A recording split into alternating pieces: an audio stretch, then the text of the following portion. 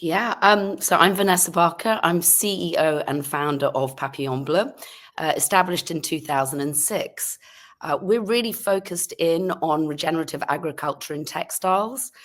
I'm a complete fabric nut, and I'm wholly behind the 100% natural fibers.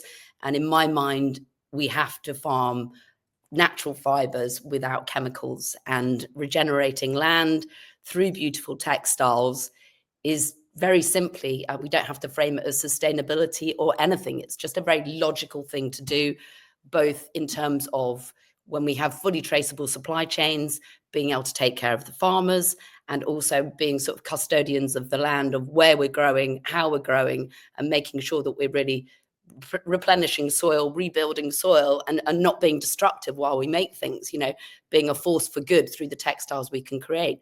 So we do that in a broad umbrella and through different partnerships.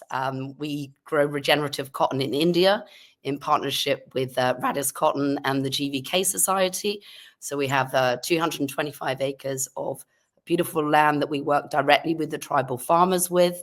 They own their own land, and that's really key to us. The farmer piece is that, the autonomy is with the farmers, that we're not trying to sort of come in and take over.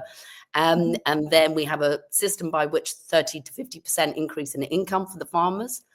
And then more recently, we've had an R&D project in the UK growing industrial hemp, which has been super exciting, very challenging, and obviously with the aim to create a fully traceable textile in the UK, but also product and process. So we were looking at the outset, the aim of establishing a textile value chain in the UK, or re-establishing, should we say, because there isn't one really for hemp in the UK. So it was a case of, how do we rebuild that, and how do we make a really beautiful product that's just no compromise? The product itself, the fabric, is beautiful regardless of the story behind it.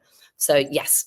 Yeah, I love it. And you're very commercial in this way. You're like, I want to make a business that works. And that's just as intrinsic and important as the regenerative side of things, and creating a decentralized hemp, or what I call a decentralized hemp relocalization, right?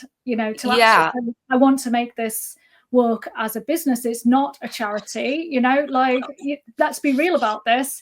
The elephant in the room, we have to live, right?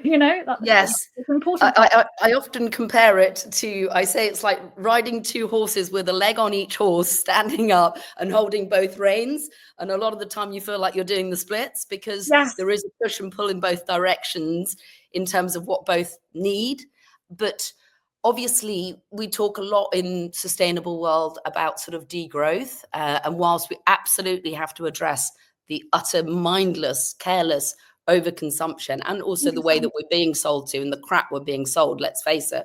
But yes, we also have to balance that with the fact that people do want to buy things, and there is a way that we can create forces for good, where we produce beautiful textiles in incredible textile value chains that really do take care, of everybody within them, both financially and also from, as we say, a health point of view, because we can talk about, chemicals, and you would start it off with, wearing something close to your skin that's natural, and the fact that we're absorbing all of those chemicals, even if they're invisible.